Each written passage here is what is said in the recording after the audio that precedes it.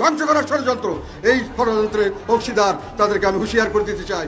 আওয়ামী লীগকে ছাড়া নির্বাচন হতে দেয়া হবে না, এবার এমন মন্তব্য করেছেন জাতীয় পার্টির চেয়ারম্যান জিএম কাদের। বলেন, আওয়ামী লীগকে আপনি দল হিসেবে বাদ দিতে পারেন না। জাতীয় পার্টি ও আওয়ামী লীগকে ছাড়া নির্বাচন হতে দেয়া হবে না। জাতীয় পার্টিকে বাদ দিতে পারলে অন্যান্য দল লাভবান হবে, তাই ষড়যন্ত্র চলছে। এ সময় দেশের সাম্প্রতিক আইন শৃঙ্খলা পরিস্থিতি প্রসঙ্গে জিএম কাদের বলেন, দেশের ইতিহাসে কখনো এত খারাপ আইন শৃঙ্খলা পরিস্থিতি ছিল না।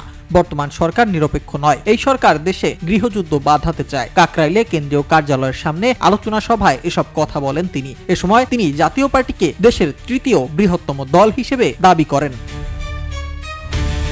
সরকার ঐকমত্য কমিশনের নামে অনৈক্য কমিশন করছে বলে উল্লেখ করেন জাতীয় পার্টির চেয়ারম্যান। বলেন, দেশের অর্ধেক লোককে বাদ দিয়ে তারা ঐক্য তৈরির চেষ্টা করছেন। এটা দেশের বিরুদ্ধে একটা ষড়যন্ত্র। দেশের মানুষ এগুলোকে ক্ষমা করবে না। শেখ হাসিনার মতো লোককে বিশ্বের বড় বড় শক্তি সমর্থন দিয়েছিল, তারপরও তারা ক্ষমতা রাখতে পারেনি। এ সময় দলের মহাসচিব শামীম হায়দার পাটোয়ারি বলেন, জাতীয় ঐকমত্যের অভাব দেশে বিভাজন তৈরি করছে। বর্তমান সরকার আগামী নির্বাচন নিয়ন্ত্রণ করতে চায়। তাদের দিয়ে নিরপেক্ষ নির্বাচন সম্ভব নয় উল্লেখ করে তিনি বলেন, সুষ্ঠু ভোটের জন্য দরকার নির্দলীয় ও সর্বদলীয় তত্ত্বাবধায়ক সরকার। এ সময় জাতীয় পার্টিকে ছাড়া নির্বাচনের চেষ্টা হলে তা প্রতিহত করার ঘোষণা দেন নেতারা।